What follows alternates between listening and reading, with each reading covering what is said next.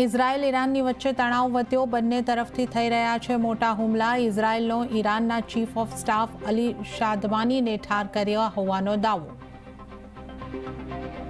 ભારતે ઈરાનથી પોતાના વિદ્યાર્થીઓને બહાર કાઢવાનું અભિયાન શરૂ કર્યું। 100થી વધુ ભારતીય વિદ્યાર્થીઓ અત્યાર સુધીમાં આર્મેનિયા પહોંચ્યા। G7 સમિટમાં હિસ્સો લેવા કેનેડા પહોંચ્યા પીએમ મોદી। એરપોર્ટ પર થયું જોરદાર સ્વાગત। સંમેલનમાં વિશ્વના 7 પ્રમુખ દેશોના રાષ્ટ્રાધ્યક્ષ લેશે ભાગ। કેનેડા જર્મનીની સાથે થઈ શકે છે દ્વિપક્ષીય વાતચીત। જીઓપોલિટિકલ ચિંતા વધવાને કારણે માર્કેટમાં વેચવાલી વીકલી એક્સપાયરીને દિવસે સેન્સેક્સમાં રહ્યું 5% દબાણ અને નિફ્ટીમાં પણ લગભગ 100 પોઈન્ટનો ઘટાડો। બેંક નિફ્ટી, મિડ કેપ અને સ્મોલ કેપ ઇન્ડેક્સ પણ ઉપલા સ્તરેથી ઘટીને બંધ। વીકલી એક્સપાયરીની તારીખ પર સેબીનો નિર્ણય। એનએસસીની એક્સપાયરી મંગળવારે તો બીએસસીની એક્સપાયરી ગુરુવારે।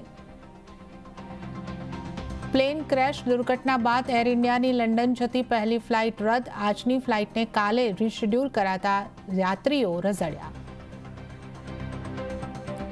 અમદાવાદ પ્લેન ક્રેશ દુર્ઘટનાનો હચમચાવતો વિડીયો આવ્યો સામે। બીજે મેડિકલ કોલેજના વિદ્યાર્થીઓ ગેલેરીમાંથી નીચે કૂદ્યા। અને રોકેટ ગતિએ ચોમાસું આખા ગુજરાતમાં પહોંચ્યું। તમામ જિલ્લાઓમાં ચોમાસાનો વિધિવત પ્રારંભ।